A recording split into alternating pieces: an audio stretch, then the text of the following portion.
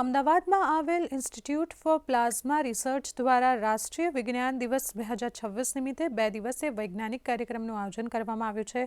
આ કાર્યક્રમનો મુખ્ય ઉદ્દેશ વિદ્યાર્થીઓ અને સામાન્ય જનતામાં વૈજ્ઞાનિક વિચારધારા વિકસાવવાનો તેમજ રાષ્ટ્રના વિકાસમાં વિજ્ઞાન અને ટેકનોલોજીની મહત્વપૂર્ણ ભૂમિકા વિશે જાગૃતિ ફેલાવવાનો છે।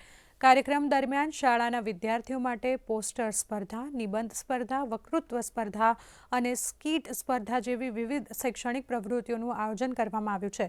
રાષ્ટ્રીય વિજ્ઞાન મેળામાં 75 જેટલી શાળાઓએ ભાગ લીધો છે તેમજ 500થી પણ વધુ વિદ્યાર્થીઓએ 100 જેટલા વૈજ્ઞાનિક મોડેલો રજૂ કર્યા છે।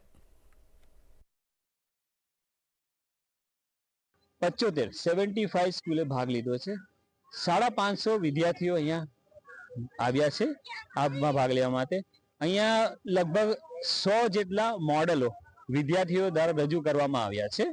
આ મોડેલો મોસ્ટલી બધા અવનવી ટેકનોલોજીઓ પર આધારિત છે, જેમાં આર્ટિફિશિયલ ઇન્ટેલિજન્સ, રોબોટિક્સ, અવનવું વિજ્ઞાન એમાં સમાયેલું છે।